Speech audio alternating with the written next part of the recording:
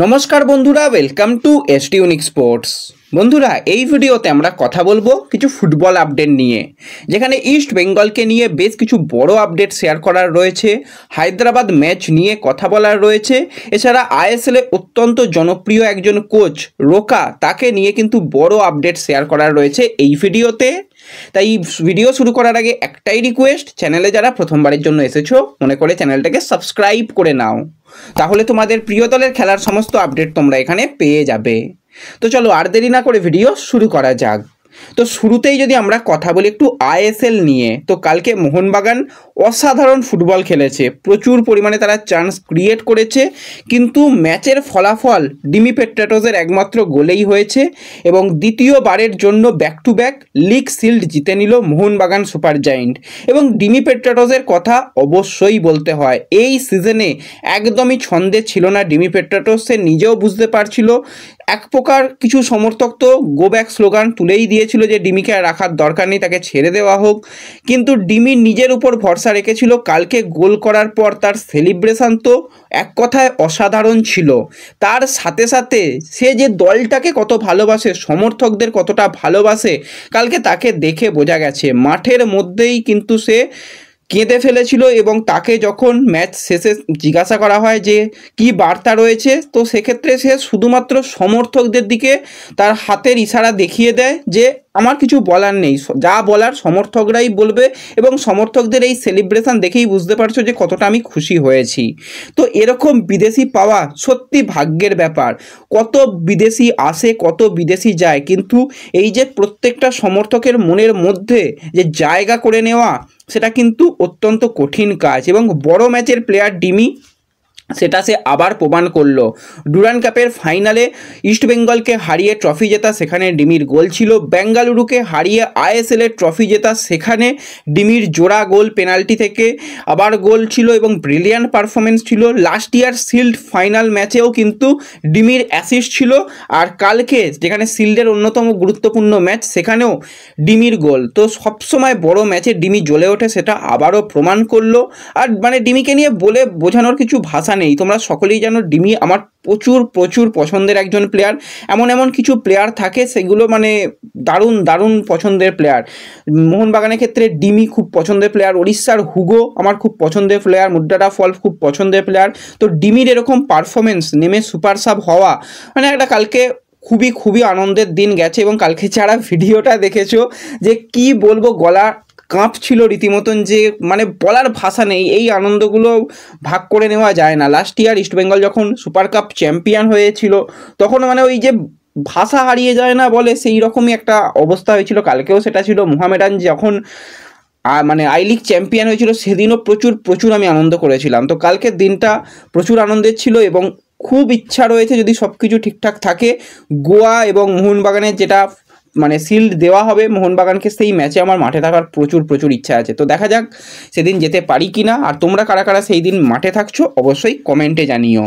তো মোহনবাগান তো শিল্ড জিতে গেছে, শিল্ড জিতে যাওয়ার দরুন কিন্তু ইস্ট বেঙ্গলের কিছুটা সুবিধা মোহনবাগান করে দিয়েছে টপ 6-এর রাস্তার জন্য। কারণ উড়িষ্যা যদি কালকে একটা পয়েন্টও পেতো, ইস্ট বেঙ্গলের জন্য চাপ হতো। আইএসএলের তরফ থেকে একটা মানে প্রকাশ করা হয়েছিল বেশ কিছুদিন আগে, তোমাদের জানিয়েছিলাম যে প্রত্যেকটা ইস্ট বেঙ্গলের উপরে যারা দল রয়েছে তাদের পয়েন্ট নষ্ট করতে হবে, তবেই কিন্তু ইস্টবেঙ্গল টপ 6-এ আসতে পারে। সেখানে নর্থ ইস্ট ম্যাচ হেরেছে, মুম্বাই ম্যাচ ড্র করেছে, ওড়িশা ম্যাচ হারলো, কেরালা ম্যাচ হেরেছে, পাঞ্জাব ম্যাচ হেরেছে। তো সবাই কিন্তু পয়েন্ট নষ্ট করছে।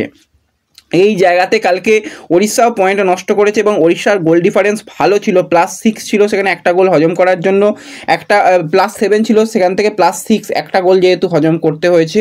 তো 3টে পয়েন্ট তো ওড়িশা নষ্ট করেছে। তো সেক্ষেত্রে কিছুটা হলেও ইস্টবেঙ্গলের রাস্তা সুবিধা করে দিয়েছে। এবং এখনও মোহনবাগানের একটা গুরুত্বপূর্ণ ম্যাচ বাকি রয়েছে, সেখানে কিন্তু সেই ম্যাচটাও খুবই ইম্পর্টেন্ট ম্যাচ হবে, সেটা হচ্ছে মুম্বাই সিটি এফসির সঙ্গে। মুম্বাইকে যদি হারিয়ে দেয় তো সেক্ষেত্রে আরও কিছুটা সুবিধা পাবে ইস্টবেঙ্গল। ইস্টবেঙ্গল। তো রাস্তা কিছুটা হলেও আস্তে আস্তে সুবিধার দিকেই যাচ্ছে, কিন্তু ইস্টবেঙ্গলকে সেই সুবিধাগুলো থেকে কাজে লাগাতে হবে এবং সর্বোপরি ম্যাচ জিততে হবে।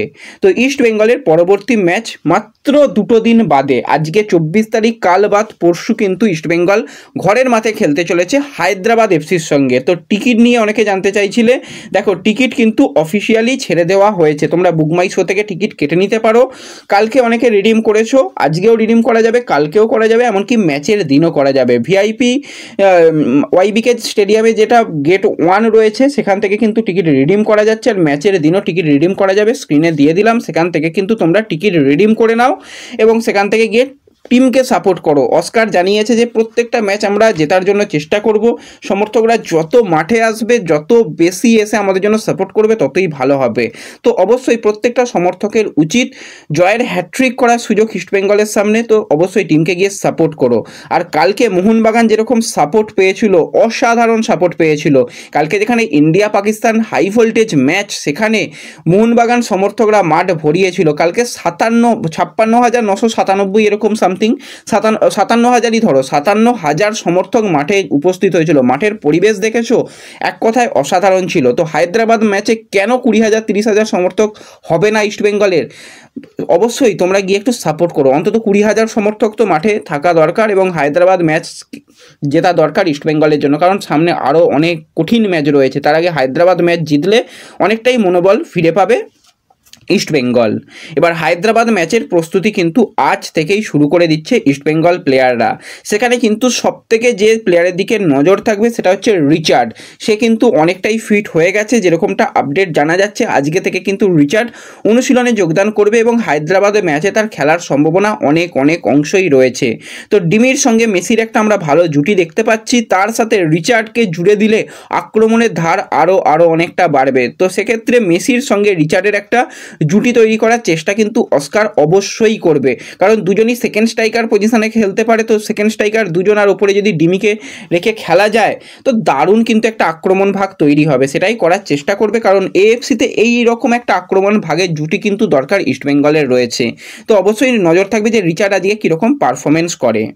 তো এর সাথে সাথে আমরা যদি কথা বলি একটু আইএসএল নিয়ে, কালকে মোহনবাগান শিল্ড জিতে গেছে এবং শিল্ড জিতে যাওয়ার জন্য টপ 3টে দল কিন্তু কোয়ালিফিকেশনের রাউন্ডে চলে গেল। মোহনবাগান তো আগেই কোয়ালিফাই হয়ে গেছে সুপার 6-এর মধ্যে, গোয়াও কোয়ালিফাই হয়ে গেছে এবং তার সাথে সাথে খালেদ জামিলের জামশেদপুর, সেও কিন্তু অফিসিয়ালি কালকে কোয়ালিফাই হয়ে গেছে, তাদের নামও কিন্তু কোয়ালিফিকেশানে চলে এসেছে। আর 3টে দলের জন্য কিন্তু এবার লড়াই চলবে বাকি দলগুলোর মধ্যে। তো এরপর আমরা একজন আইএসএলে পরিচিত কোচকে নিয়ে কথা বলবো, 62 বছর বয়সী স্প্যানিশ কোচ অ্যালবার্ট রোকা, যে কিন্তু বর্তমানে বেঙ্গালুরু এফসির অ্যাডভাইজার হিসাবে যুক্ত রয়েছে। তো যেরকমটা আপডেট জানা যাচ্ছে যে অ্যালবার্ট রোকার কাছে রীতিমতন আইএসএলের 2 থেকে 3টে ক্লাব তাকে হেড কোচ করার জন্য ইন্টারেস্ট শো করছে। যদি সব কিছু ঠিকঠাক থাকে তাহলে কিন্তু রোকা আবারও গুরুদায়িত্ব পেতে চলেছে যে কোনো দলের কোচ হিসাবে। তো আমি পার্সোনালি রোকাকে কলকাতার কোনো দলের কোচ হিসাবে দেখতে চাই, সেটা যদি মোহামেডান হয় খুব ভালো হবে, কারণ রোকার যে বিদেশি চয়ন খুবই ভালো। রোকা ইন্ডিয়ান ফুটবল দীর্ঘদিন ধরে দেখছে, চেনে জানে, আইএসএল এর অভিজ্ঞতা রয়েছে, তো সমস্ত কিছু মিলিয়ে মিশিয়ে অভিজ্ঞ একজন কোচ রোকা। এবং এর আগে বেঙ্গালুরু এফসির হয়ে যে সাফল্য এনে দিয়েছিল রোকা, তো রোকাকে যদি মোহামেডান কোচ হিসাবে ভাবে তো ভালো হবে। এছাড়া আইএসএল এর অনেক দল রয়েছে, যেরকম হায়দ্রাবাদ তো একসময় মানালো আগে রোকাকেই কোচ করেছিল, কিন্তু সেই সময় রোকা কোচ হতে পারেনি। রোকা তখন মানালোকে দায়িত্ব দিয়ে রোকা বেরিয়ে গিয়েছিল। তো সেক্ষেত্রে হায়দ্রাবাদেরও নজর থাকতে পারে, পাঞ্জাবের নজর থাকতে পারে রোকাকে কোচ করার দিক থেকে। তো এখনই বলতে পারছি না যে কোন দল এগিয়ে রয়েছে, কিন্তু মোহামেডান যদি ভাবে তো ভালো অপশান হবে। তো দেখা যাক পরবর্তী সময়ে যা আপডেট আসবে এই বিষয় নিয়ে অবশ্যই তোমাদের শেয়ার করে নেব। তো এই ভিডিওতে এটুকুই আপডেট শেয়ার করার ছিল। ভিডিও ভালো লাগলে লাইক শেয়ার করতে পারো, চ্যানেলে প্রথমবারের জন্য এলে চ্যানেল সাবস্ক্রাইব করে নিও। তো দেখা হবে পরবর্তী ভিডিওতে, ধন্যবাদ।